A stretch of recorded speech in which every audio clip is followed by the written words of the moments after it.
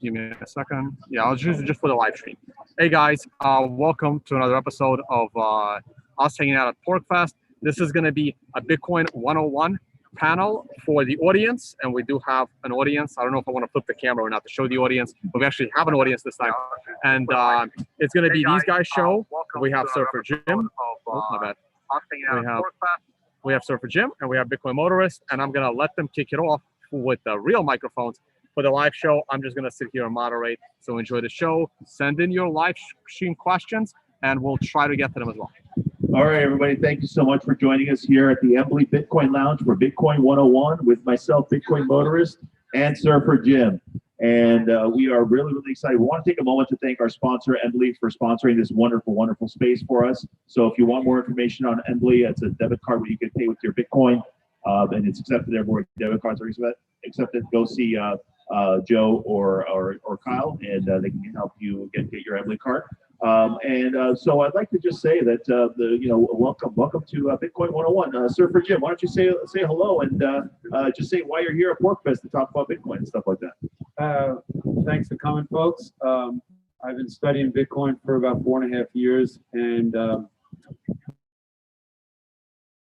it's the future of money for the world, and so I'm passionate to help people understand it and recognize what I think I see as a very important technology. As a matter of fact, I consider Bitcoin the most important technology humans have ever seen because it's what I believe is the best form of money, which is actually the most important technology humans have ever come up with. But money's taken a lot of different forms, and now we have this thing called Bitcoin, which is another type of money. I think the best money, and I think it will level the playing field for all of humanity once everybody gets it. It's a long road from here to there, but that's why I'm here to help people try to see the vision that I and other people see about what this all means for not just me, but for everyone. So thanks for coming. And Surfer Jim has been doing a great job. He's been over there at the Bitcoin Lounge just hanging out. People come in with their questions if there's something they don't understand about Bitcoin. Surfer Jim has been extremely generous and extremely kind with his time. He sat down with people and talked with them at length, any question they have about Bitcoin. And I'm here for that. Find Tone, find Joe Sass. You can find anybody here at the Bitcoin Lounge, and we're willing to speak with you about Bitcoin if you have any specific questions. But let me just quickly just talk about some of the basics about Bitcoin and try to tackle some of the misconceptions, and then we'll talk for maybe about a half hour, 20 minutes or so. And then if you guys have any specific questions, new questions, or any type of medium or advanced questions, we're willing to help explain it to you. So regarding Bitcoin is a decentralized network, and the way that the Bitcoin's rules are enforced, they are enforced by each user running the software on their computer. So there's nobody in charge of Bitcoin. This is a very, very important distinction. This is what makes Bitcoin unique from every other monetary system that either came before or came since. Every other system is centralized, but even gold, to some extent, is centralized. Gold didn't start out centralized, but it became centralized. And that was the problem with gold. And you had something like eGold, which was a company basically that had gold-backed, basically a gold-backed currency system. And the U.S. government shut down eGold. And you had Liberty Dollar, which was kind of, supposed to be competing with the U.S. dollar. It was a private company. Again, the government shut it down. So Satoshi Nakamoto started Bitcoin about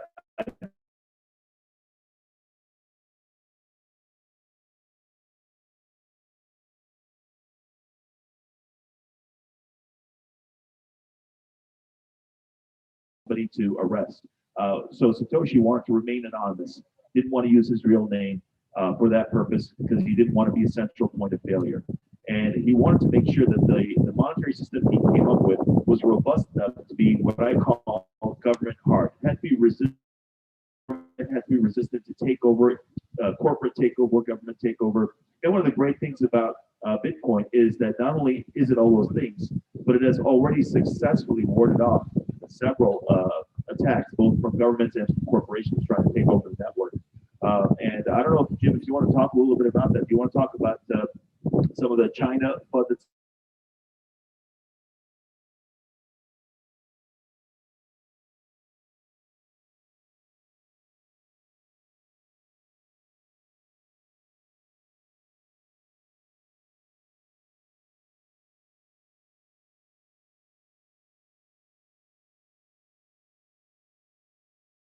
that it is a connection of thousands, tens of thousands of computers that talk to each other every day. And they basically are keeping track of all the transactions on the network. And every 10 minutes, when a new block is created, the network is basically balancing its books and deciding who owns what Bitcoin. And when one country decides that they're going to interrupt that process and they think they're going to ban it or stop people from using it, all they're doing is they're affecting the people within the borders of their country. The wider Bitcoin network doesn't see that, and all those other computers are going to continue to talk to each other and pass transactions around. And it's only the people within that jurisdiction that will be affected by it. And so it's unfortunate that some people that identify as government want to control everybody else. But in the end, they can't control the Bitcoin network. Bitcoin network is way too decentralized at this point. And it's run on a consensus where people run the same rules and they agree to keep doing it. And when somebody wants to change those rules, they have to get everybody to agree to that change. And so no one actor, no one government can really affect the network. They can simply affect the people trying to use the network. Fair enough? Yeah, very much so. And it's very interesting because India supposedly banned Bitcoin, but after India banned Bitcoin, they reversed their ban, I think a few months later. And then they banned it again a second time, and then they reversed it a second time. So it seems like, I think you're going to hear less and less going forward of governments supposedly banning Bitcoin. And you're going to start hearing more and more, like what happened with El Salvador, of governments welcoming Bitcoiners. I think you're going to see a reversal. There will always be a few so-called bad actors. Of course, we know here at PorcFest, we know every government is a bad actor. We understand that. But to most people, they think government is a good thing. And I think that we're going to see more and more governments kind of welcoming Bitcoiners and Bitcoin, and less of the banning, because the banning is just a clown show. Normally, it's just it's a country like India or Nigeria or China that tries to ban Bitcoin, and it's not going to be the U.S. government, because for several reasons. I think even if the U.S. government banned Bitcoin, it wouldn't matter. But they're not going to ban Bitcoin because, first of all, you have a lot of publicly traded companies that are already adopting Bitcoin, and also I don't think any type of Bitcoin ban can survive a constitutional muster, because there was I think his name was Zimmerman, a gentleman in the 1990s, when they tried to ban encryption. They tried to ban PGP. All Zimmerman did is he printed it in a book, and he said, "You ban this book." And they made a First Amendment argument against banning encryption, for banning PGP. And so basically, I think Bitcoin will have the same thing, because on its base level, Bitcoin is just code, and you can't really ban code because it's gonna fall into a free speech challenge. And even if there was a Bitcoin ban in the U.S. government, it would be overturned, in my opinion, by the Supreme Court. The Supreme Court doesn't care about the Fourth Amendment. They don't care about the Second Amendment. They don't care about the Fifth, Sixth Amendment. But the one amendment they seem to sort of take seriously is the First Amendment. The First Amendment seems to be everyone kind of takes seriously, even at the Supreme Court. So there is that. I don't know if you have any thoughts on that, Jim, and then we'll try to move on to the corporate takeover. Excuse me. Well, I think I touched on it before. Basically, Bitcoin is a network that doesn't care what individual actors do outside of that network. You can't stop this network at this point. And so what individuals want to do or try to do, the network protocol just doesn't see that, and it doesn't care about that. It's simply acting on the messages it receives, and it follows the rules. Patrick, can I take a couple minutes and do a quick very basic explanation about what is happening with the network? Yes, absolutely. But before you do that, Jim, I want Tone to say something. He has a comment on the First Amendment. Sure. Yeah, I don't think the U.S. government cares about the First Amendment. If they did, they would force these tech companies not to ban political speech. Instead, it's the opposite. Tone getting his politics in there.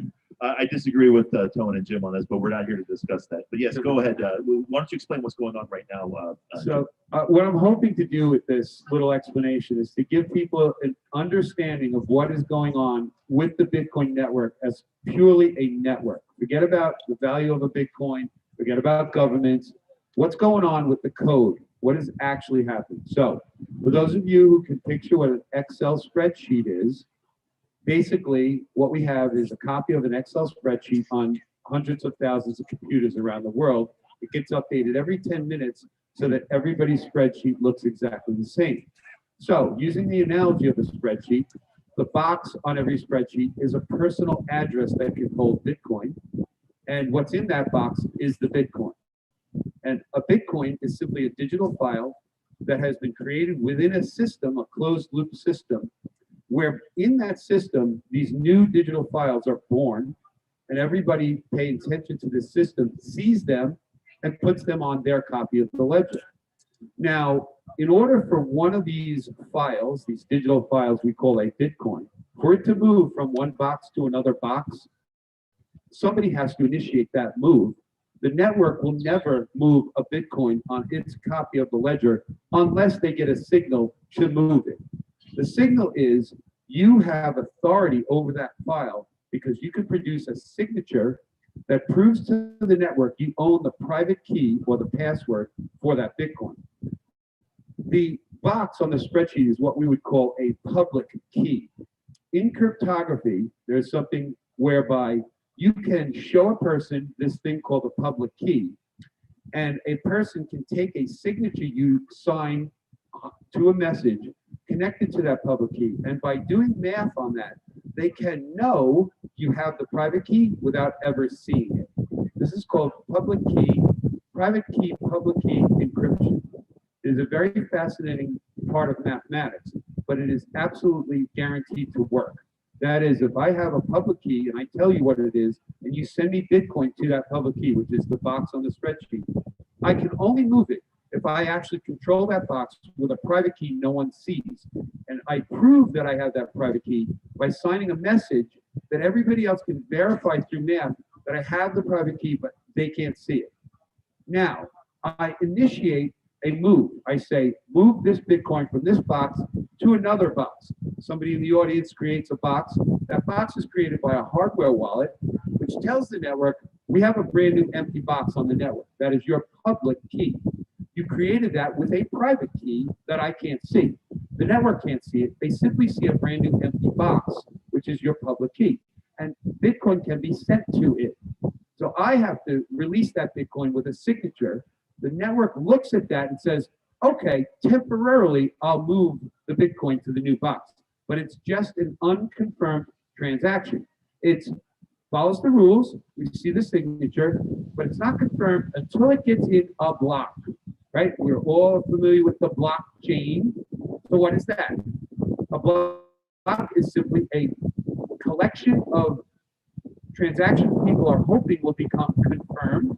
So they're sent out and they land in something called a memory pool, which every node on the network has. They hear these transactions, they check it against the rules, they check to see if the signature is valid, they check to see if the Bitcoin are real, which they can also do, and then they say, okay, good. Once I get the signal, I will call it permanent. The signal is the block gets added to the blockchain. How does that happen? There are computers out there that some of you may have heard of that are called miners. These are people that gather transactions and they attempt to add those transactions as the next block. They attempt to do that by asking the network to accept that block. The network says, okay, if you provide us with a certain amount of information. The information they need to provide is this. A block is a combination of messages which in binary code in a computer are simply ones and zeros. They can be letters, they can be numbers, they can be images, they can be sound. In the digital realm, they are reduced to ones and zeros, and because that's binary, those are numbers, you can run math on those numbers. So what is happening is transactions are being propagated around the network. They look to a computer as simply just numbers, and math is run on those numbers to make sure the signature is valid, the Bitcoin is valid, and then a miner gets them, puts them in a block and says, please accept these as the next block. What the miner has to do to get it accepted, they have to take all these transactions, they have to take one piece of information from the last block and add that to these transactions and some personal information about who they are.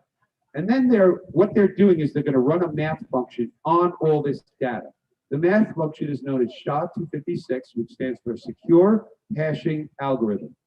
A hashing algorithm is something that is done where math is run on any length string of binary information. So the entire Bible or the words "I love you" can be hashed.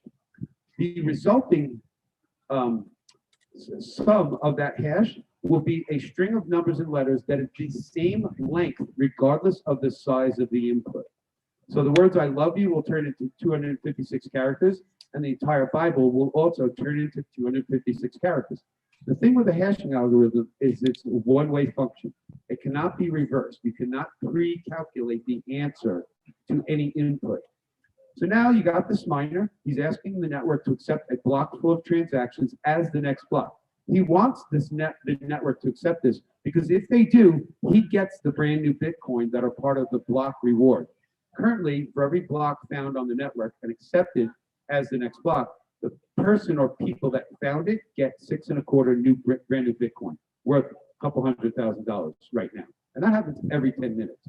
So now what the miner is actually attempting to do, he's running math on all these transactions.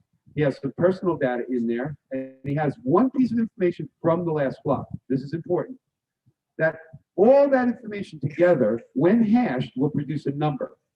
If you do it again, it will produce the same number. The network is looking for a number that's lower than a target number, which means if you guess and your guess is higher, you don't win. You have to guess again. All the miners on the entire planet are in a race to guess a number. That's it. People refer to this as a complicated mathematical function. It is not. It's a very simple one.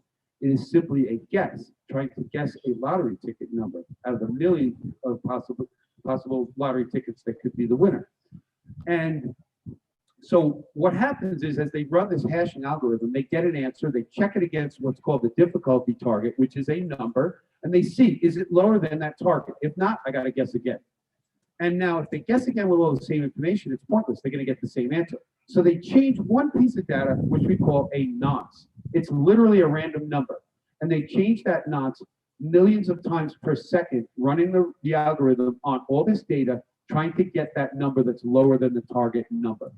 If they get it, they instantly announce to the world, this block of data plus the piece of information from the last block plus my personal data equals this number, and I win. And everybody else on the network in a millisecond can verify it's correct because they simply copy all the data, run the hash, see the number, and go, yes, he gets credit.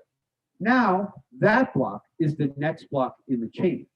If somebody were to change even one single byte of information in that block, in the previous block, or in any other previous block, that will then change the hash that was associated with that block.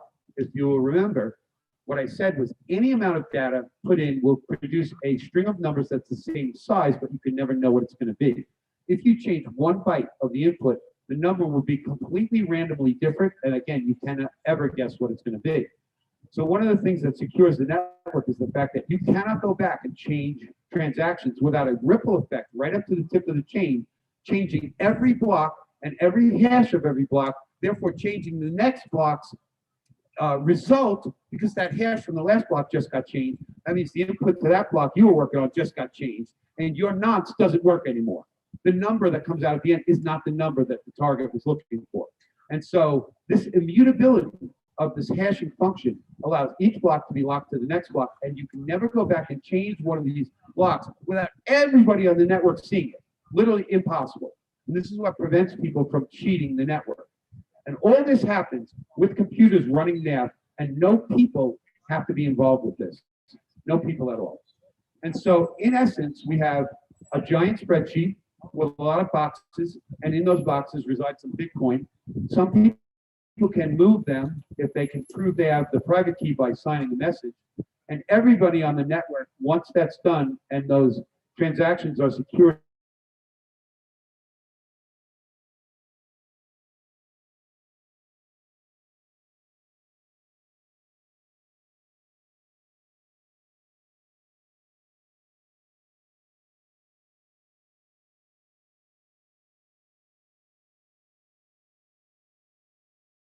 value.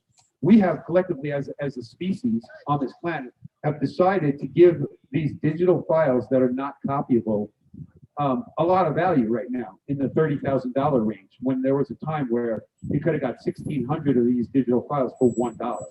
And that's because nobody cared back then. But now people are recognizing that there's some value to having a digital file that you can control, that no one can steal, and you could give that to somebody else and they can control it. And we as humans have decided to give value to these digital files. That is, I go out and work, and instead of getting paid in some fiat money, I say to somebody, give me one of these, give me authority over one of these digital files as a representation of the value I went to work for, and I will hopefully store that value in that digital file, releasing it someday to somebody who also wants authority over one of these very scarce digital files, because they believe they can also store their value in them and release it someday to somebody else who wants this digital file that allows them to trade value all across space and time, all across the planet.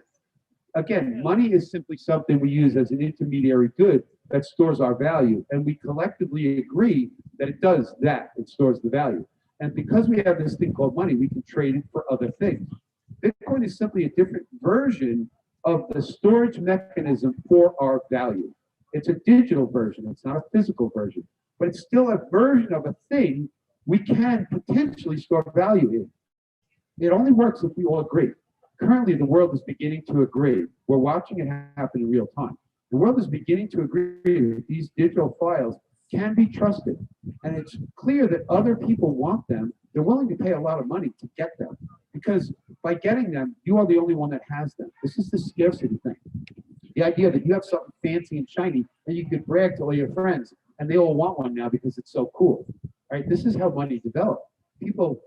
Somebody walked along the ground and found a shiny rock on the ground and brought it back to his village and said, look what I found. And they're all, wow, that's really cool. And he put it on a string on his neck. And all his villager friends wished they had one because he was the only one that had one. Until more people found it. We know this thing to be gold. But humanity decided it's got value because it's very scarce. And boy, I would love to have one. And maybe somebody else would pay me to have the one I have because they want to have it. That's all this is. That's all life is. We value things because we value them. It's very subjective. And so these digital files have become very valuable because people recognize they're very scarce. They're perfectly controllable by the person who has the private key, which means it can't be stolen by a government. And because this network grew to no one could shut it down, we're now at a point where this can be the world's money. This needs to be adopted by everybody else eventually over time. And right now, if it never gets broken, that is the end goal. That is where it's going to go. Because one by one, every single individual will recognize the difference between all the places they can store their value. You can buy racehorses to store your value, fine art, jewelry, property.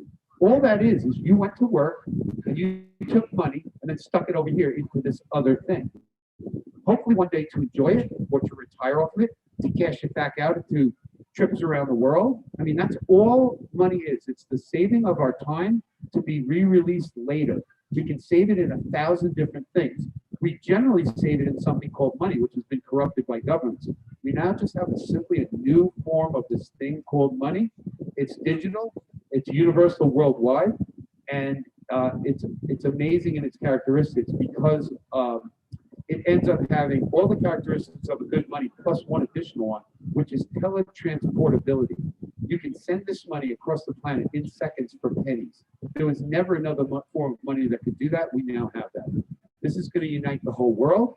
Eventually, a couple generations from now, maybe beyond all of our lifetimes, the world could use Bitcoin as its only money. And the world would be a better place if it did that. I don't believe that I have any much more to say about the basics of this network. I thank everybody for paying attention and listening. I'd be more than happy to answer any questions. I'm going to turn it over to Patrick for whatever the next topic we're going to discuss. Jim, that was an incredible high-level description, and there was a few things that you said in there that I just want to highlight, and then we've been talking for a long time, so we can open it up to some questions. But a couple of things that Jim just mentioned that I do want to highlight is that something that I heard Saifedean Ammous say, the author of the book, The Bitcoin Standard, which is a great book. Check it out if you haven't read it yet. But basically, value does not exist outside of human consciousness. This is where the Marxists get it wrong. The Marxists and the socialists think that there is something that has a correct value And a lot of Austrians get this wrong too, because I hear a lot of, about intrinsic value, like some object, a house or a rock, a golden rock, has intrinsic value. And you have to understand this: there's no such thing as intrinsic value. Value is just what one person thinks about how what they want to do to get something. So it's basically human consciousness is what gives something value. Fish in a pond don't have value, but once you fish the fish out of the pond, now it has value. Now it's property. So this is one thing that I think a lot of Austrians miss when they try to think about when they try to compare Bitcoin to gold. Another thing Jim kind of went through that I think is very, very important is that the private key that you hold controls the Bitcoin, but the private key is information. So this is one thing where they say, oh, the government's going to tax your Bitcoin. Well, I'm thinking there's no way for the government to prove that you have the Bitcoins. All they can prove is that you may have had access to the private key at one point, but you can have a system, especially with Taproot coming online here shortly, which is an upgrade to Bitcoin, which is supposed to come online in November of this year. So with something like Taproot is you can have multiple people who have control of the wallet. And just because some people put their keys together to say send money out of the wallet at some point doesn't necessarily mean that they have control of the wallet. So you can have something where it's almost like a communist thing or a socialist thing where multiple people have to get together to control this one. And can anyone prove who out of that group of people actually controls the Bitcoin, or who actually sent that transaction, or who actually approved it? There's really no way to prove it. So this idea of ownership is actually very, very questionable. I heard a gentleman by the name of Stefan Kinsella talk about how you can't own information. Well, if you extrapolate past that, if you cannot own information, then you cannot ever, according to his theory, own a Bitcoin, because all you own when you own a Bitcoin is you own access to a private key. You can have access to information, but you can never own information. So that's kind of another cool way to think about it, which I think the governments still haven't wrapped their heads around. A lot of times when the governments talk about Bitcoin as property or as money, they still don't get that there's really no way to prove. It's not an account. It's not a bank account with a name and a social attached to it, which is very, very cool, which I think a lot of people haven't even, I don't hear it mentioned often enough. And Jim, before we open it up to questions, I just wanted to ask you a quick question. Are you interested at all in any of the other cryptocurrencies? Are you a fan of any of them? Do you think anybody's doing anything interesting? And do you think it would be a good idea to kind of diversify and own some other cryptocurrencies besides Bitcoin? Oh, he's dating me, folks. He knows what I'm going to say. Toxic maximalist. So let me, expanding on my description of what Bitcoin is, let me make it very, very clear to everybody. Any blockchain can only create, manipulate, and keep track of uncopyable digital files. That's it. That's all Bitcoin is doing. That's all any of them are doing. You cannot tie that digital file to the real world without a trusted third party. You just can't. If you want your real estate on a blockchain, you can have a token that represents the title to your house.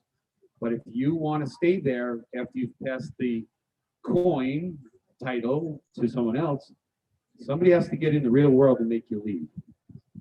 With value, with the file itself having subjective value to us humans, you do not have to tie to the real world. You're simply moving the files around. What they're worth is what we give them individually. So there is not another blockchain that can do anything differently. They can only move digital files around. They will tell you they can move them faster. They're more private. They've got all kinds of whatever qualities they want you to believe that they have. But understand, they cannot do anything that touches the real world unless there's a trusted third party to enforce it. The only connection to the real world that any of these systems have is in the electricity used to create the system. Let me explain. When miners are trying to get their block accepted on the network, they are spending electricity running the hashing algorithm, trying to get that number that's lower than the target. That electricity that's being expended can be calculated by the system automatically without human intervention. It is done by judging the average speed at which each new block is found. The software is written such that each new block is meant to be found every 10 minutes. but that's just a goal to shoot for. It is never exactly 10 minutes, or rarely. Sometimes two blocks come in within a minute of each other, simply because the random guessing that took place, somebody just got the answer faster. Now, what's actually going on here is all these people are in a race to guess a number, and over a 2-week period of time, it can be figured out about how often were these blocks found. 9 minutes, 10 minutes, 11, 15. And the network will adjust itself by changing the difficulty factor, that target number, automatically. Everybody's software just does it. And it does it by taking an average of the last 2 weeks, how quickly the blocks came in. What's being done is there's an indirect calculation that a certain amount of electricity must have been used by the entire network, because the difficulty is so high that it takes millions of guesses. And to get millions of guesses, you have to spend some amount of electricity. So we have tied the digital world to the physical world indirectly by assessing about how much electricity was used. We call this proof of work. Work was done, and it can be proven, because you could not have gotten that answer to that guess, to that number that you're shooting for, without having spent some electricity. It's impossible, because these computers need electricity, so electricity was used. This thing called the difficulty adjustment is one of the absolute important revelations in this digital money spectrum. The difficulty factor, what it does is it alters itself automatically based on the average block time. And it will keep the network at 10-minute blocks roughly, by making it harder to find that guess, or making it easier to find the answer to that math problem. And so what's happening is, if more and more and more people want to join the network and try and get these free Bitcoins by mining and being the guy who gets credit for the next block, what will happen is they will start coming in a little faster, because more and more people are trying to guess. And the network, after 2 weeks, will recognize, uh-oh, we got to slow it down. We don't want blocks coming in too fast. There's a lot of reasons I won't get into. But all of a sudden, it gets exponentially harder for everybody to get an answer, because there's too many people trying. If people drop off the network, which we saw in China a few weeks ago when they said they're banning and the miners were leaving China, all of a sudden there was a whole bunch of less people guessing, and the blocks were coming in too fast, or too slow, I should say. When people drop off the network, there's less people guessing. I apologize if I said that wrong. When people drop off the network, there's less people guessing. It takes longer for a block to be found. So the difficulty goes down. This network regulates itself. There are no third-party actors telling it to do this. This connection from the digital world to the real world is the only one. It is the only one possible for a blockchain. And it regulates itself. No third-party actors need to get involved. This is where every other cryptocurrency fails. Not only is there a handful of people in charge that can change it any day they want, because there is no giant worldwide consensus to push back on that, they can only ever move a digital file within a closed loop system. They can only ever tie it to the real world with the electricity they use. And if they tell you they're going to tie it to anything else in the real world, including a freaking smart contract, a DeFi platform, an NFT token, it is not possible without a third party in the real world enforcing it. It is all smoke and mirrors, my friends. The only thing that's going on here is digital files being moved around in a closed loop system, humans giving them value or not, and Bitcoin has the network effects, the decentralized nature, the fact that there is no central authority to shut down by a government. This gives this one digital currency the only chance of being the worldwide digital currency, the only one. The rest will come and go. We've seen it happen with thousands already. It's just a bunch of hype, pump and dump schemes. Most of the world is not hearing what I'm saying right now, and most of the world is going to believe the hype from the rich guy they see on TV who is clueless about what's going on. The amount of rich guys on TV who are clueless is astounding. They literally have no clue what they're supporting, what they're promoting. They just think it's new, shiny bells and whistles. Elon Musk. Mark Cuban, Elon Musk, Mike Novogratz, a lot of these people. They're in it for the hype. They're in it for the big bucks. To them, the big bucks are more fiat dollars. Paris Hilton. To me, the big bucks are as much Bitcoin as I can handle, because one of the things about Bitcoin is it's strictly scarce. Like real estate, you can only get so much. There's only so much to go around. What the goal would be is to get as much pieces of this finite network that is being used as a money protocol as you can get, because your percentage will never be diluted. Whatever percentage of Bitcoin you own of the entire group of Bitcoin can never be diluted. No one can ever make any more, like the government is doing right now, $50 out of thin air. Devaluing all the dollars you all have in our pocket right now. That can't happen in Bitcoin. It can happen in every other cryptocurrency, because there is just a small group of people that can control it. If they change the protocol, it changes, and you're at the mercy of what happens in Ethereum all the time. And the problem is, you can't have that for money. You cannot have a group of people that can manipulate the money. You're back to having the Fed again. It literally needs to be completely out of the control of a single group of people and in control of the entire group of people, which is all of its users. And the Bitcoin network has this feature. Jim, sorry, Jim. You said a lot of things that, one of the things that I've recently realized is that what separates an ugly old goat is a friend of ours is going to hate me for saying this, but I'm going to use the word Bitcoin maximalist.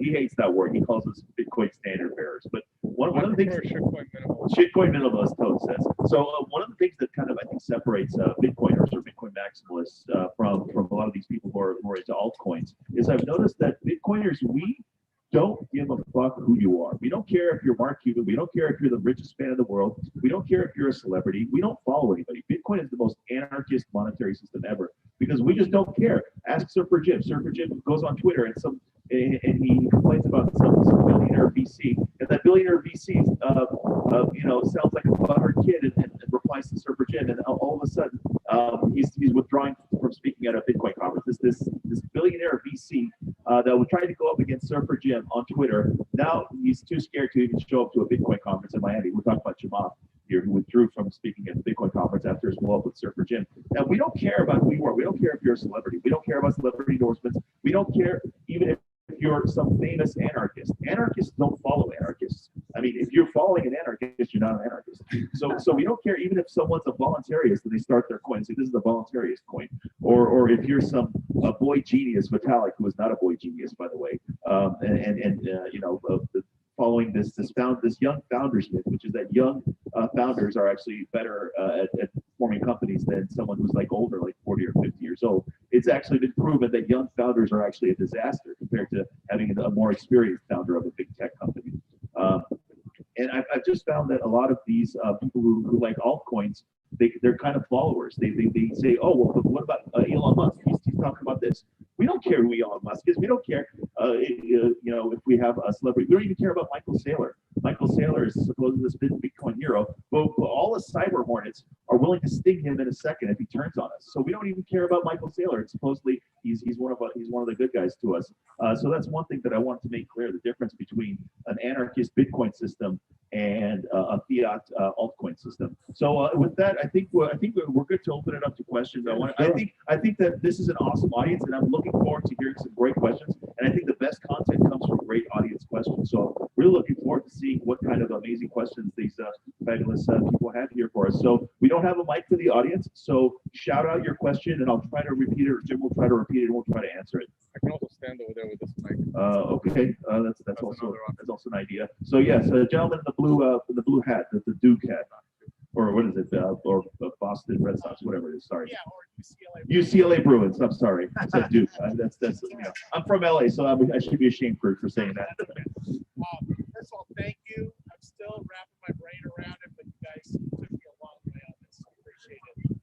My question is about the supply of Bitcoin, because at first I thought you were saying the miners were helping to create new Bitcoin, and so that would expand the money supply of Bitcoin. Then toward the end, you were saying something about there is, and if somebody owns a particular percentage, they're going to make. Okay, I think I'll take this one, sir, for Jim. So the gentleman's question is that he was we were talking about the supply of Bitcoin and how the miners create new Bitcoins, but he was also saying, but there's also a hard cap. So he's trying to figure out. Now this is a very interesting question, and then we're kind of going to go do a deep dive into the early history of Bitcoin and the minutiae in Bitcoin. But when the Bitcoin white paper was first released in 2008. A lot of people will go online and they read this white paper today, and a lot of people don't notice, but there's nothing in there about a supply cap. The Bitcoin white paper does not even mention a cap on the supply of Bitcoin, and it doesn't even mention the halvings. And two of the most important things about Bitcoin that we think are the supply cap of Bitcoin and the halvings. So I think the original idea, this is my conjecture, I don't know this for sure, nobody knows this for sure other than maybe Satoshi, but my conjecture is that when Satoshi first conceived of Bitcoin, his idea was to have 50 Bitcoins created every 10 minutes through in forever, basically into infinity. And that would not have a hard cap supply. However, even that system where it was 50 Bitcoins every 10 minutes and the supply never went down, even that system would still have an inflation rate which would trend towards zero. Because when you get, say, 100 years in the future, and there's so many Bitcoins already in circulation, that extra 50 Bitcoins that is created is not going to make a big dent on the actual total supply. So the number would actually go down. But my theory is that when Satoshi was trying to actually release the code, he talked to Hal Finney. And I believe it was possibly Hal Finney who came up with the idea to actually have a halving system. So every 4 years or so, the Bitcoin block reward, the new Bitcoins that are created every 10 minutes gets cut in half. The first one was in November of 2012. The Bitcoin block reward cut from 50 to 25. And then the second one was in July of 2016, where it cut from 25 to 12 and a half.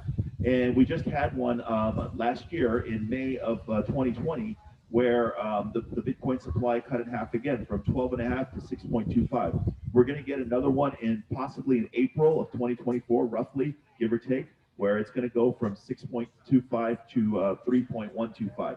And this is going to continue roughly every 4 years or so, or every 3.5 years or so, where the supply gets cut in half. And that's what regulates the total supply of Bitcoin, is the block reward keeps halving as time goes on.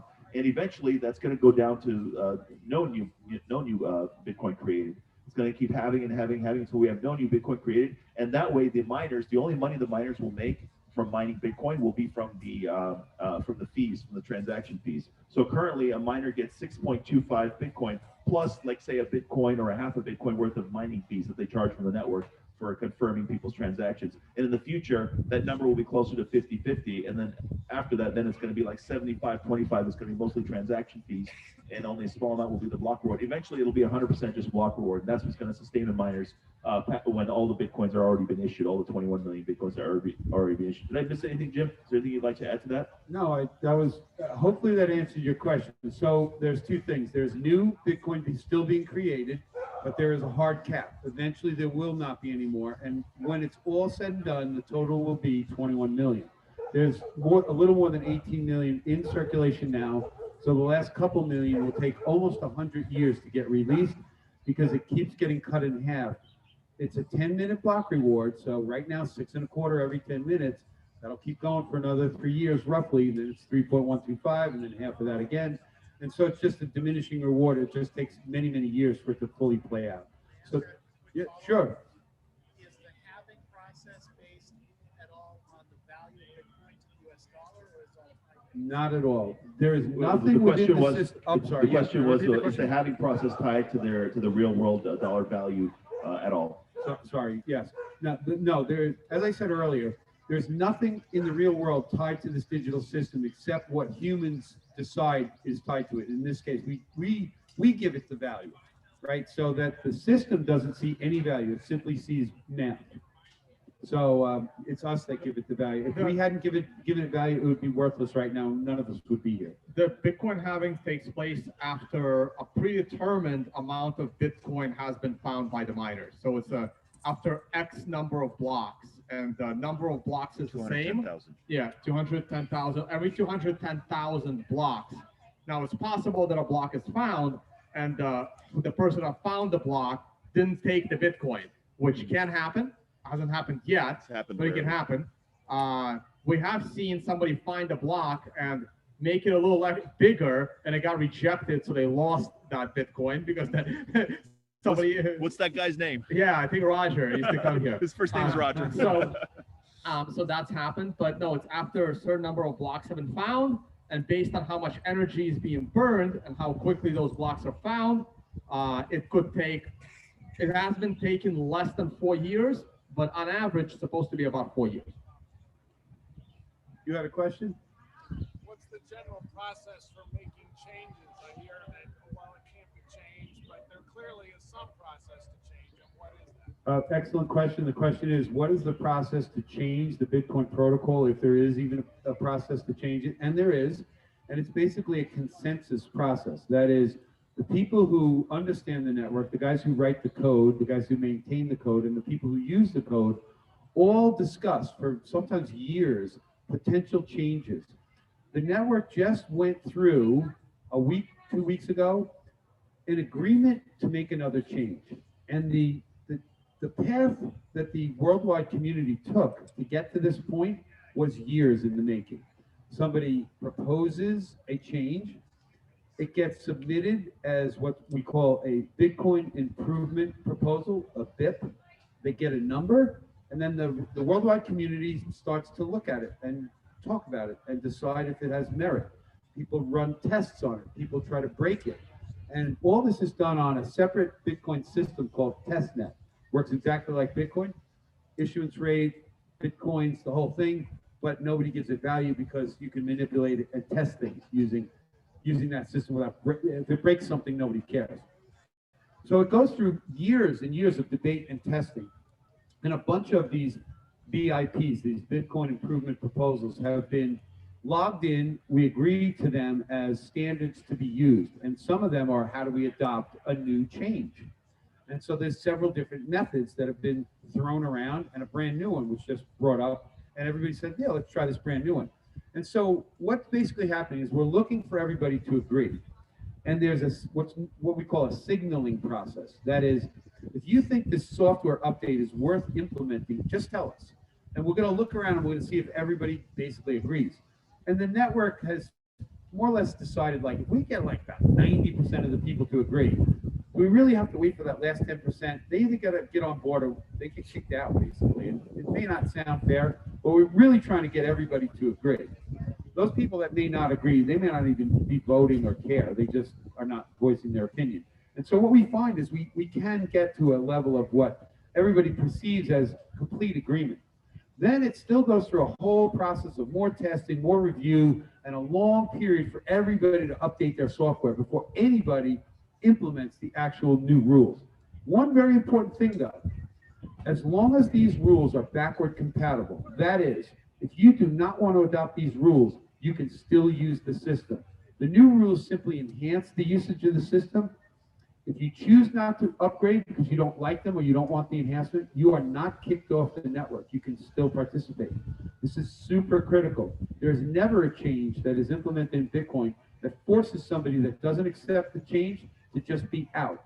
You simply don't get to use that change if you don't update your software. But you can still transact in Bitcoin as long as you follow all the other rules. As a user, not as a miner. Okay, Tony made a clarification. As a user of the system, you don't have to take the upgrade. If you're going to be a miner, it is incumbent upon you to do it because it has an effect on the processing of transactions. So we are looking for the miners of the world to agree. And this is what we went through a couple weeks ago, about a week or so ago, when we got signaling from all the miners in the world that says, yes, we agree. We're going to update.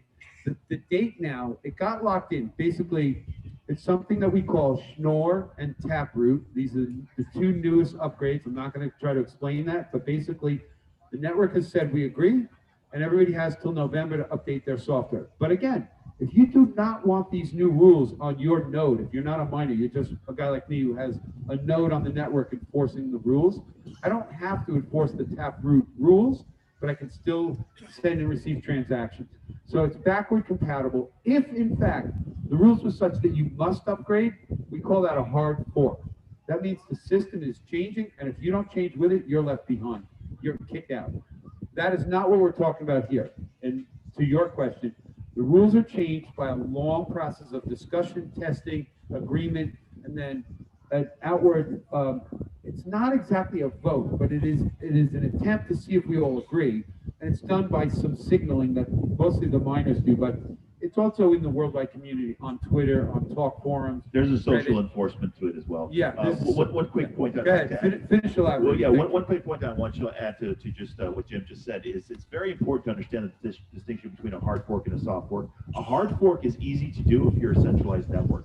So if you can control all the nodes or you can force them all to upgrade, then you control everything. Yes, you can do a hard fork where you basically force everybody to upgrade at the same time. And basically you're a centralized network. But a soft fork, A soft fork it means that you're decentralized. You can't force everyone to upgrade at the same time. Otherwise, you're a centralized system.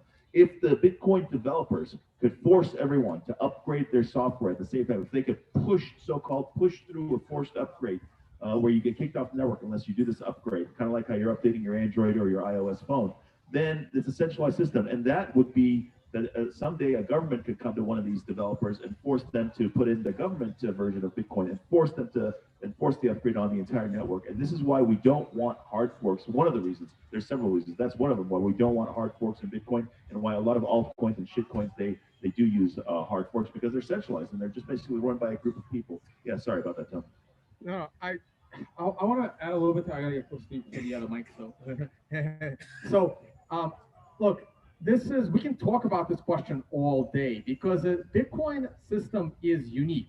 People are used to majority rules. In government, we have a supermajority rules, where if 60% of the senators vote for something, then no one can even overrule that. Bitcoin is completely unique, where you have developers coding for what they believe the users want, and the miners may not want, but willing to adopt and are technologically able to adopt. And it's a difficult job for them to kind of get it right. It also takes a while to test it. That's why these changes are slow. However, I'm not going to go and say that there's some kind of a super majority rules, because if 98% of the miners may want something, and the majority of the users will not let them do it. This is what happened in 2017. Then you have situations where 80 or 90% of the users may want something, and they will not be able to do it either, because it's not about the majority. And this is the concept that's hard to understand. It's about the majority of the people that are respected and are considered experts in the field. And it doesn't have to be a single smart person. You're not going to follow one smart person, but it's the majority. So Bitcoin has this unique thing where a very small percent of the users can actually force a change if those users are the experts in their field. Because many of us do follow the experts in this field. And if their consensus is saying something is too dangerous to adopt, we're not going to adopt it. So this is where small percentage of experts can actually force a big change, while the majority of non-experts are not able to force a small change. And this is so unique, and it's hard for people to see this whole balance dynamic. Actually, I think it's a little bit backwards. I think a small number of the experts can overrule a change, but I don't think a small number of the experts can force a change. But yeah, a small number of the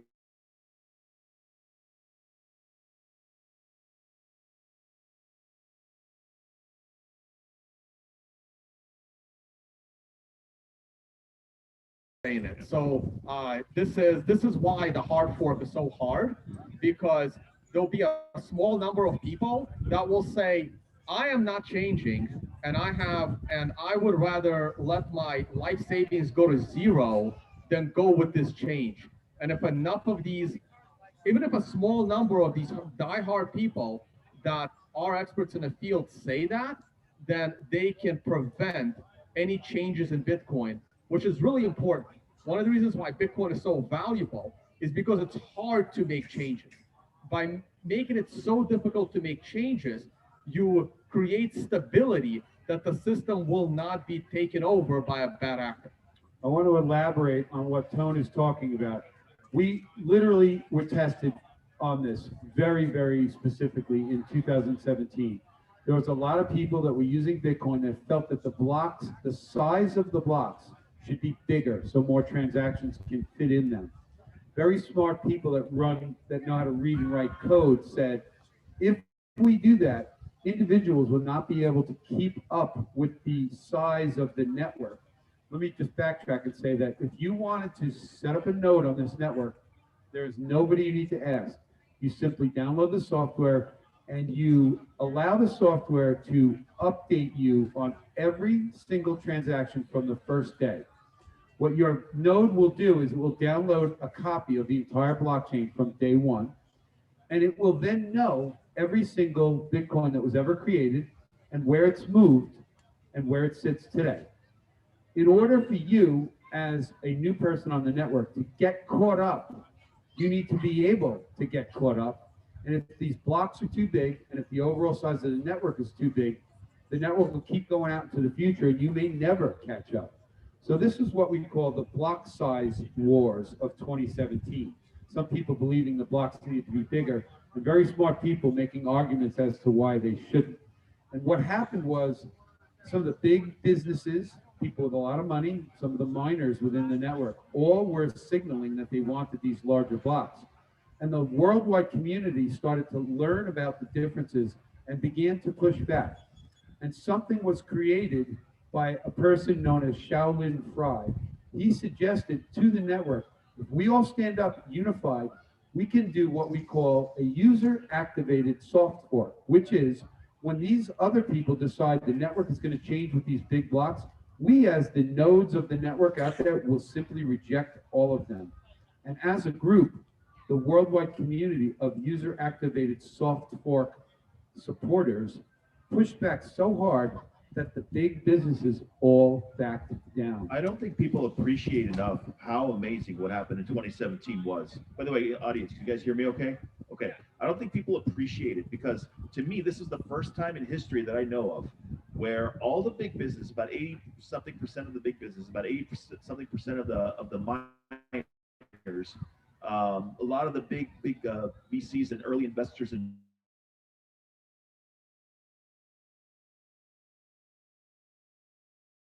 other altcoin, if this was Dash, if this was Doge, if this was any other business or industry, whatever those guys wanted, that change would have been forced through. These guys all met, they called it the New York Agreement, and they said, we want bigger blocks, we're gonna get SegWit 2x, and the users just said, F you, and for the first time in history, I was surprised, but the big boys weren't able to force a change on the network, the corporatists failed, and the small-time users were able to, basically the intransigent minority, the uncompromising minority was able to keep that change from being forced through, even though a lot of big names and a lot of big people, some people that have spoken here at PorcFest before, were behind forcing this change, and they weren't able to get it through. This was mind-blowing. This is historic. This is the first time that I've seen something like this, and I don't think people appreciate enough how amazing what happened in 2017 was. The little guy was able to ward off a corporate takeover. That's exactly what happened.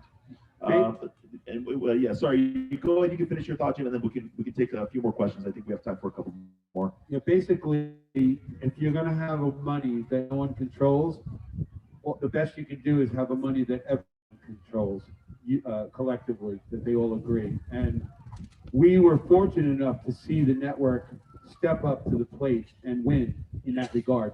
And I will tell you right now that the big money that's looking at Bitcoin out there in the world, the hedge funds, the banks, they're looking at it because that fight was fought and it was won by the network and not the big rich players. We all owe early Bitcoin pioneers like Roger Ver and Eric Voorhees a huge debt of gratitude for testing the anti-fragility of the Bitcoin network. Without them, we wouldn't have been able to test it to make sure that it was resistant to an insider takeover. So yeah, these are people that were here from the very beginning. Eric Voorhees was here in 2013 speaking, and Roger Ver was here in 2012 speaking. So we all owe them a debt of gratitude for trying to attack the network and testing it against an internal attack. But just to elaborate on that, these are people that were here for so long that they felt they had enough clout that people should just listen to them. But the logic of the developers, the smaller guys who educated the larger network, won out against the narrative of the big rich guys who wanted what they wanted, which is very typical of big rich guys wanting to control anything to their benefit and to the detriment potentially of everybody else. If you're going to have a free market money, it really needs to be uncontrollable by any small group. And the changes that the Bitcoin network is faced with now are very hard to make, as I described earlier. We're lucky we can still do it, but at least when we're doing it, we're basically getting everybody to agree, or not getting them to, but ultimately everybody ultimately agrees. There is no one player forcing it on anybody else. And you will not find that in any other of these cryptocurrencies out there. Bitcoin is the only system that has this feature, and it will never, I say it all the time, Bitcoin is on one side of a technological wall from every other cryptocurrency. It's on that one side of that technological wall because of its growth path, going from zero when no one cared about it, when blockchain wasn't even known by anybody, to now having values of 30,000 plus per single coin. That, what we call the immaculate conception in this realm, cannot be repeated because the genie's out of the bottle. The world knows these things exist. You can't now go create another one unless it's fundamentally different, and everybody continues to ignore it for a bunch of years while only a few people adopt it and allow it to gain steam. This is what happened in Bitcoin. Every other altcoin is simply a copy trying to replicate that, and they can't. And that puts them on one side of this technological wall that they will never get over. Bitcoin will remain on one side by itself forever because no one can repeat its history. And the fact that it resisted corporate takeovers is evidence that this is money of the people. This is not controlled by a single group that's going to benefit. This is controlled by everybody, so everybody can benefit. All right, we'll take a couple more questions, then we'll wrap it up. You are here, sir. Go ahead.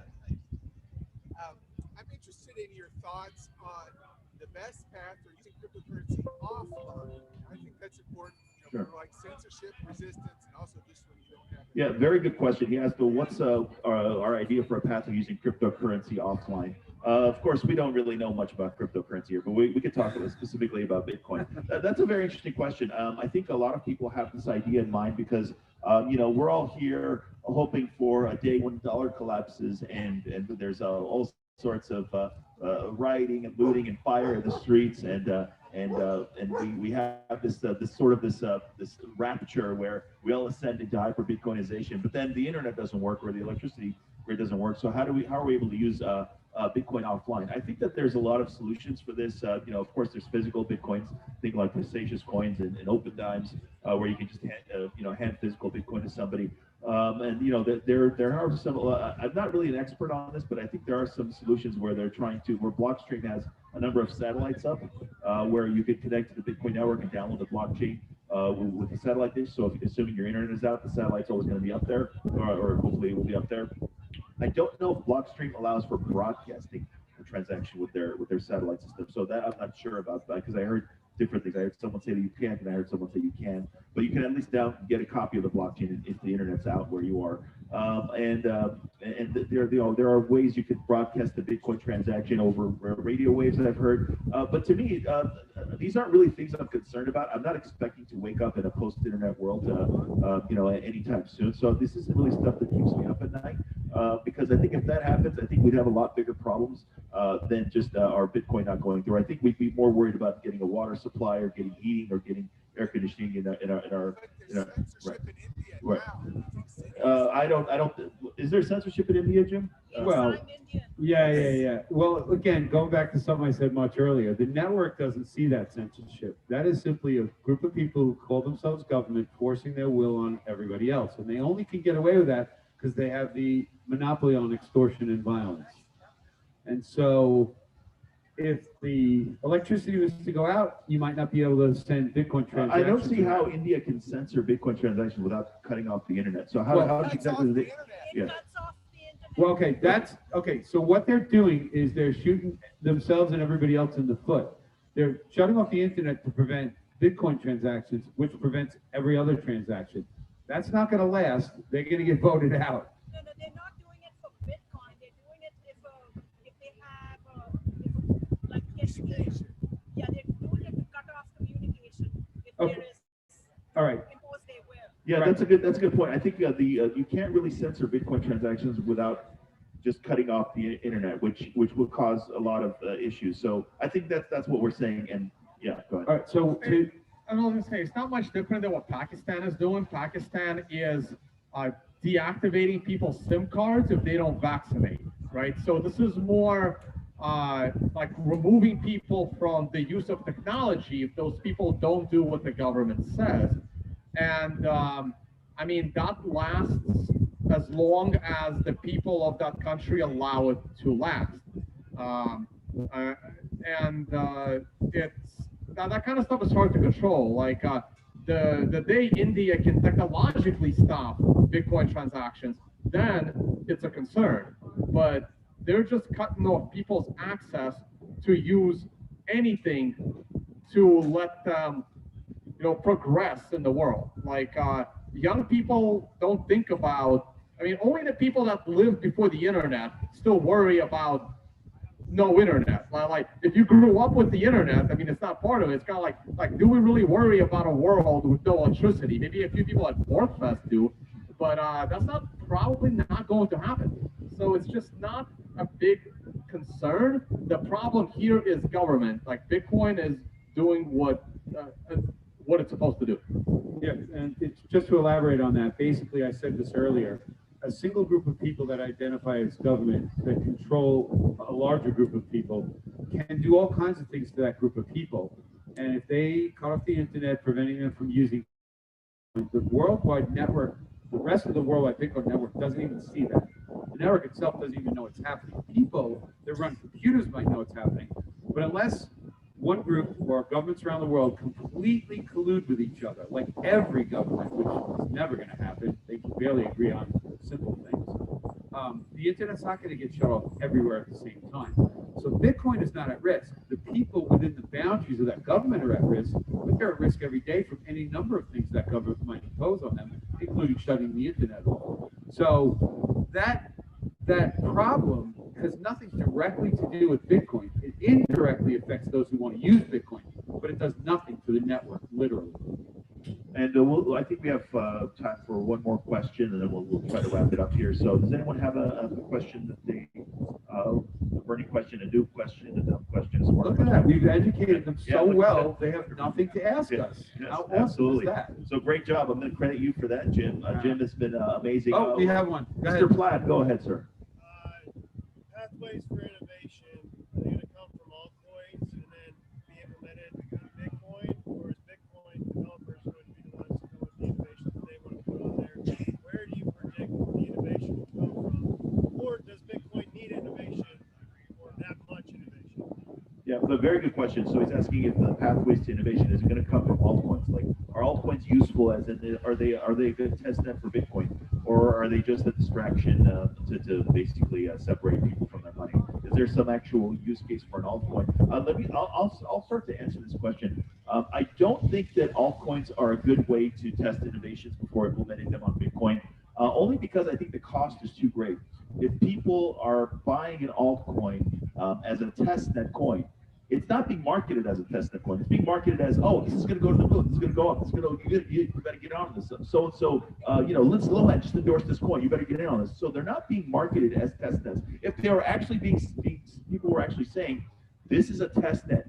Do not invest in this. Do not put any serious money in this. We're just using this to test out new technologies. I don't think I would have a problem with it. But if you're actually trying to scam people and try to pump and dump coins and try to get people to buy it and invest $1 million, or single moms investing, all their life savings into this coin because they think it's going to go up and deserve to get out, I think you're actually doing way more harm, and that's not really a good innovation, even if supposedly you can find out some new information about, say, SegWit or something like that. So I don't really see altcoins as a good path to innovation. I do think that, like for example, Taproot, which just got through, and SegWit before that, both SegWit and Taproot were ideas that have been actually used in other things, not just cryptocurrencies, but Shore Signatures was under a patent, and because Shore Signatures was under a patent, nobody could use it without getting permission from the patent holder, which actually meant that all the encryption elliptic curve ECDSA had to be invented to get around the Shore Signature patent. So once the patent expired, now we can try to implement it in Bitcoin. So there's a very well-known Bitcoin developer called Ben Carman. We call him Ben the Carman. This guy is like barely even 20 years old, and he's a brilliant guy. He's one of the guys that got Taproot pushed through.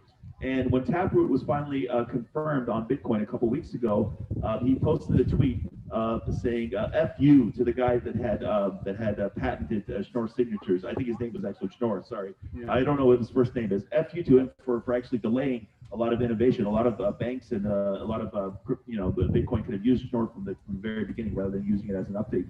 So I do see the innovation not coming from the altcoin space. I think the altcoin space is way too costly to be looked at as a way to get innovation. Can I address that question real quick before you guys ask another one? I want to address it too. I tried to explain, hopefully did explain, that what we're dealing with here is a closed loop system where through math, digital files are created, manipulated, and kept track of. We value those digital files, but that's all this system is. So the amount of changes that could be useful are fairly limited. They have to affect the movement, the obfuscation of ownership, or some other metric on these digital files in order for it to have additional value. To say that your altcoin is going to do something that connects to the real world is to, again, introduce a trusted third party to that feature.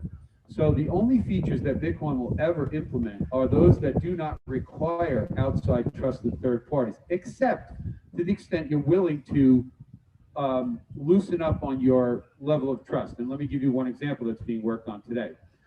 Let's say you and I have a bet, and we want to know who wins the bet, but I don't trust you to tell me the right answer, and you don't trust me. So we're going to hire somebody as an oracle in the middle to settle our bet.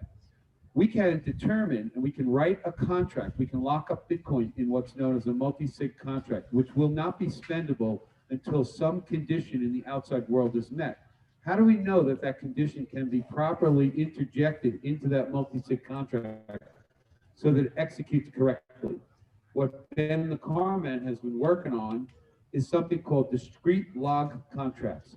And what they are is more math that is added to this multi-sig contract, which says we will execute this contract if we get a signal from somebody that tells us how to execute the contract.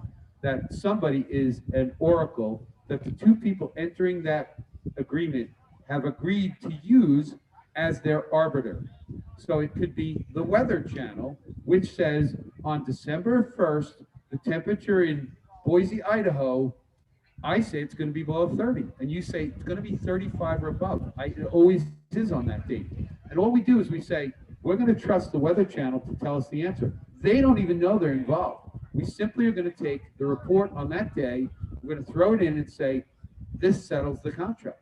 So it's linked to the outside world by the two people who agreed to link it there that they don't control. Now, I can go try and pay off the Weather Channel to fudge the information, but it's probably not going to happen. So the oracle is critical. Who is the oracle? Can they actually be trusted? But we can do this now. But it still is executed at the code level, in this case with a small addition of an outside party. But anything an altcoin can do cannot be anything much more than that. That is to say, take that trust, that pure trust that we have in the Bitcoin network, and reduce it by adding some other trusted thing into the mix, this oracle person. But that's done on a one-to-one basis for one single transaction. That's not the entire network agreeing on a change. And that's so, all voluntary too. correct, voluntary. And it has absolutely nothing to do with the rest of the network's functionality. It's simply two people's transaction and what happens to it. That's it. Let me. Oh, sorry. Isn't that similar to smart contracts? Yeah, That is a those smart are contract. smart contracts. That's exactly what one is. I'm gonna back up a little bit to the higher level, right? Because the original question was, where will the innovation come from, like Bitcoin or altcoins? Bitcoin is the innovation, and Bitcoin, people have been trying to create Bitcoin for a while. Like if you go back through some of the emails between Hal Finney and some of the other people that are around today, like in one of my presentations, I use an email from Peter Todd. I don't know if the name sounds familiar, where Peter Todd was literally trying to create Bitcoin, and in his email is like, I thought of a way to do it with signatures, this, and this, and then he's like, but I need a decentralized central database. And then he's like, shit, unworkable, double spending problem. He was 16 when he tried to solve this problem, and he couldn't solve it. Satoshi eventually solved it. Now, the best innovation of Bitcoin is the fact that it's hard to alter. That is the innovation. And when I speak to like Bitcoin developers, first of all, there's several things. A lot of the stuff that is in altcoins that they claim as innovation is laughable because that was investigated, looked at before and since Bitcoin and have been found to be unusable. Yet someone else grabs that piece of code and wraps a story around it that it's innovative when it was proven, like in the 90s, that it's not. That's part of it. The other issue is whatever innovation Bitcoin has to be backwards compatible. Okay, if it's not backwards compatible, all you can do is create an altcoin. Okay, it doesn't actually help the stability of Bitcoin. And finally, a lot of that stuff is created by Bitcoiners that just can't use it in Bitcoin.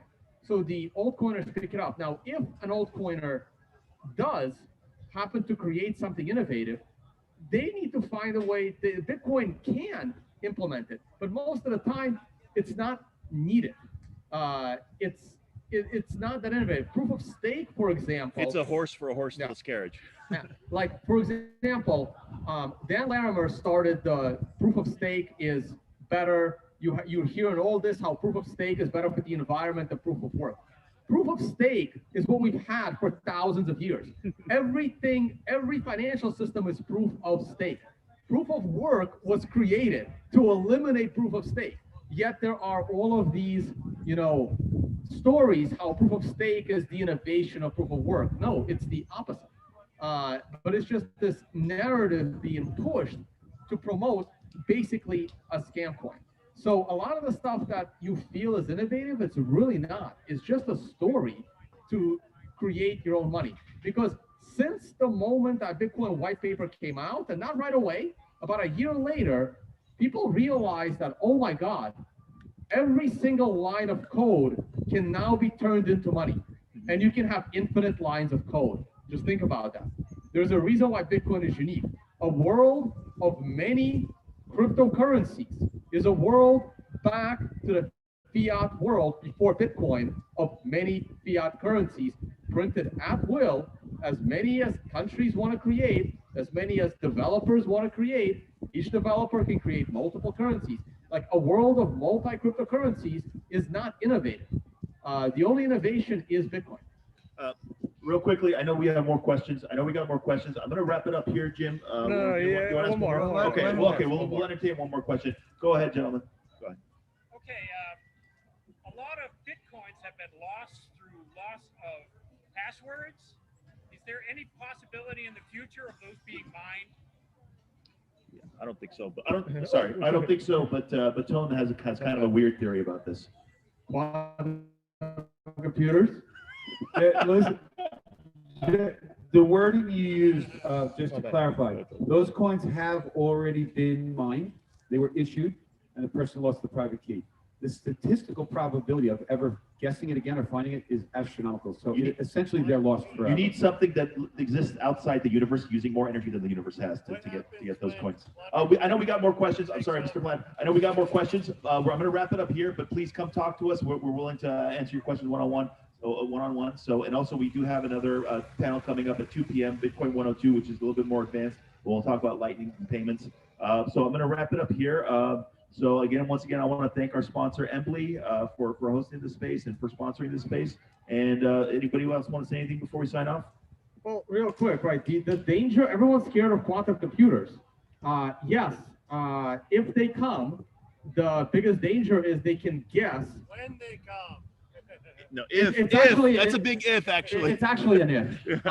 If they come, the danger is someone with a quantum computer can guess someone else's private key. So if I have access to your Bitcoin, you may eventually have to upgrade the encryption to protect your Bitcoin from a quantum computer. But if that Bitcoin is lost and you don't know your private key, then a quantum computer could potentially steal that coin. So that could actually be a good thing and put lost coins back into circulation. Good for them.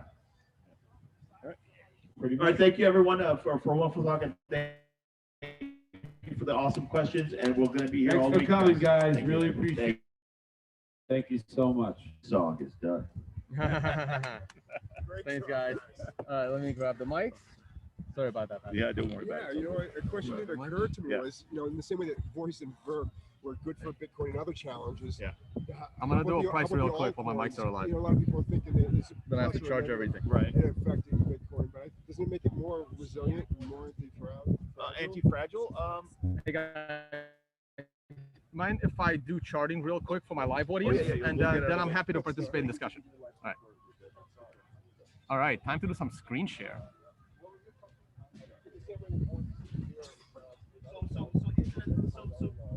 Hope you guys like the discussion. Oh, let me put the. Let me see if I could unlock the. Yeah, now I'm gonna zoom in on this. And then also walk around PorcFest. All right, let me see. Can you guys hear me okay? I still have some life on the microphone.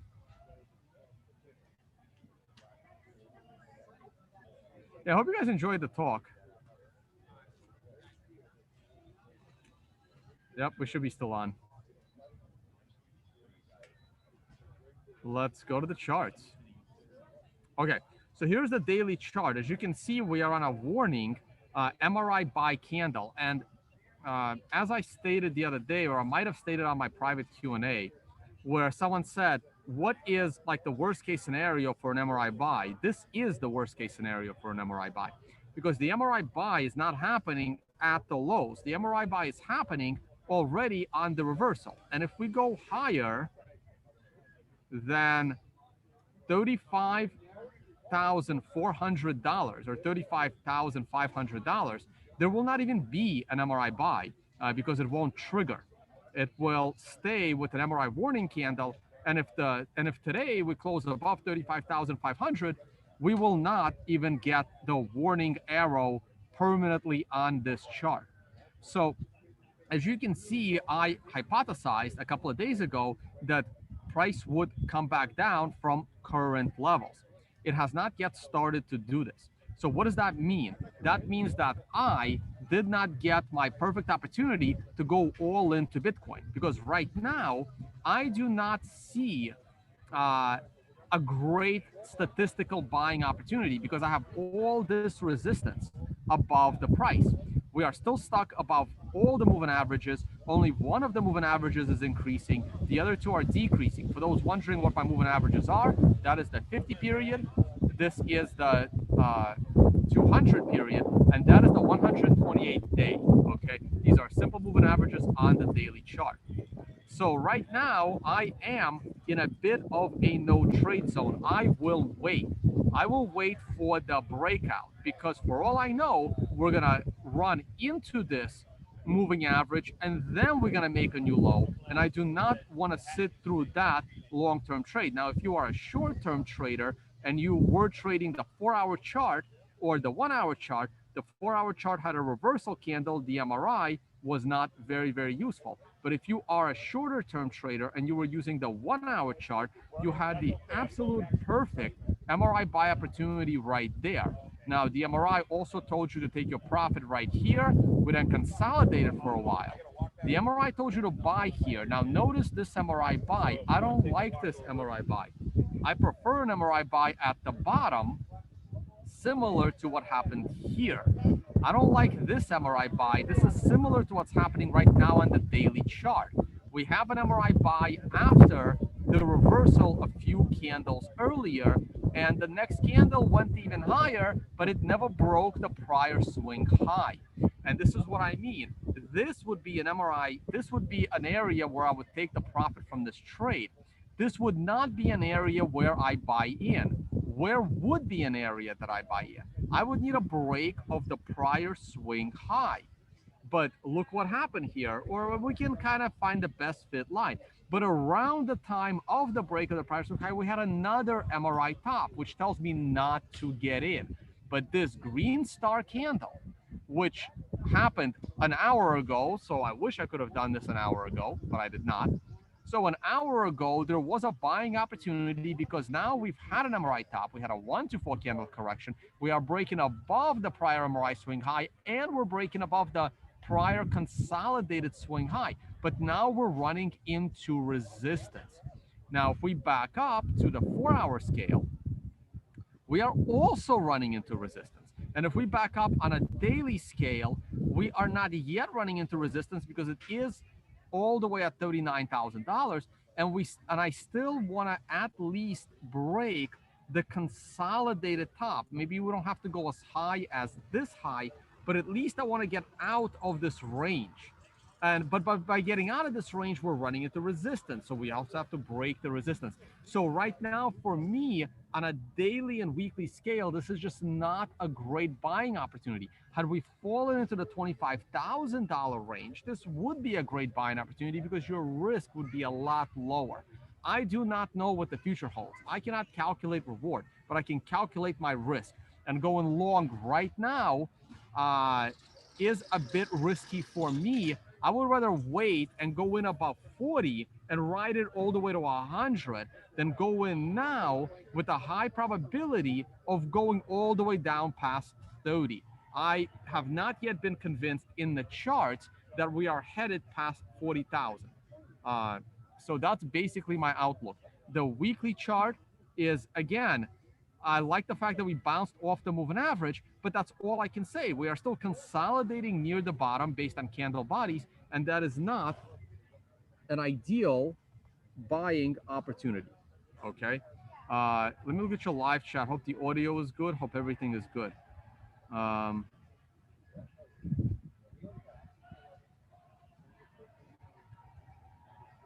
Okay. Traditional markets. Let's see what we got. This is a 4-hour chart. GBTC is doing okay. Again, nothing to really scream about. This is Bitcoin dominance. It's holding up there. I am bullish on Bitcoin dominance. We got gold. No comment on gold yet. Maybe next week. We'll see where it goes.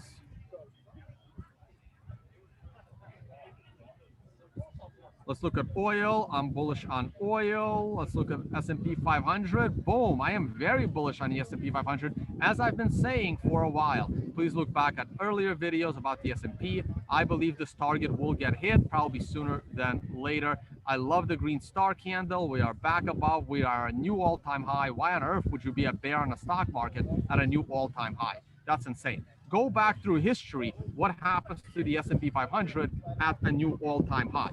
And you will see it does nothing but go up after that. So that is it. Hey guys, we are back with the financial summit in Dubai. That is going to take place November 6 to 12. The website will eventually load, I hope. There it goes. I am in a bit of a middle of nowhere in Lancaster, New Hampshire for PorcFest. All right. Check that out. I'll keep you posted on understanding Bitcoin, potentially coming to Dubai later this year. And of course, Unconfiscatable coming to Las Vegas in March. Keep you posted on that as well. Let's see how the mempool is doing, and then we're going to end this show. And don't forget, of course, tonevays.com, free learn trading section there. Those that are interested in the MRI can purchase it here. Those that just want to slowly ease into the trading world, that are interested in it, I have on-demand educational videos in the on-demand section. You guys get the point. We are up to 21 blocks. How fitting. The number 21. Love it. And transaction fee is a little bit on the higher side. If you send in your transaction with probably 10 cents set per byte, should clear over the weekend is my best guess. All right, guys. That's pretty much it. Thank you for watching us at PorcFest. We will bring you more videos. You should do a show with Dave Smith. I believe Dave Smith is here. Tom Woods is here. I would love to get these guys on a podcast. I'll do my best. We will see.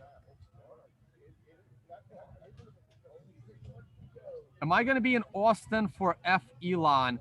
I don't know, guys. Like, I have a lot of work to do, and it's kind of hard to travel around. It's not happening at the most ideal time. I will be in Texas for BitBlock Boom. I need to spend time in Florida, and I need to spend time in Mexico. I don't know if I'm going to fly out there for just that. I will think about it, though. I got to talk to Max. I agree. It's not the classiest name for the event.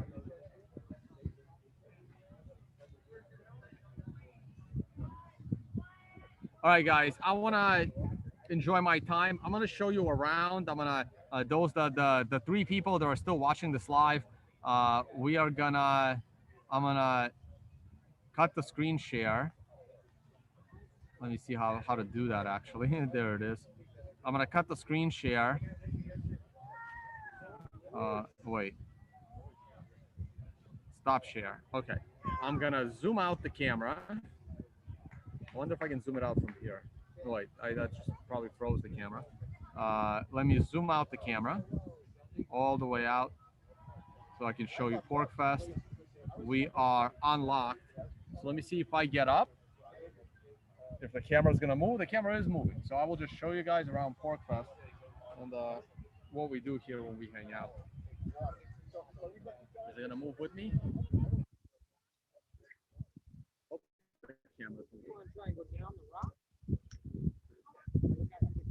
The camera may or may not be moving. Oh, it is moving. Beautiful. All right. You guys, so you kind of see around PorcFest.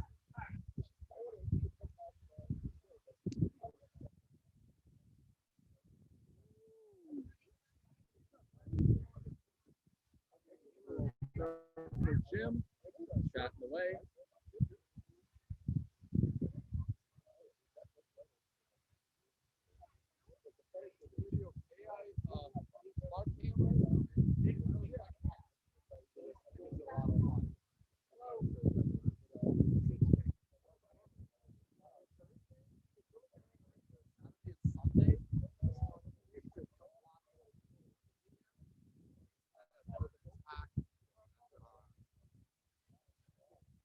We're gonna leave it here.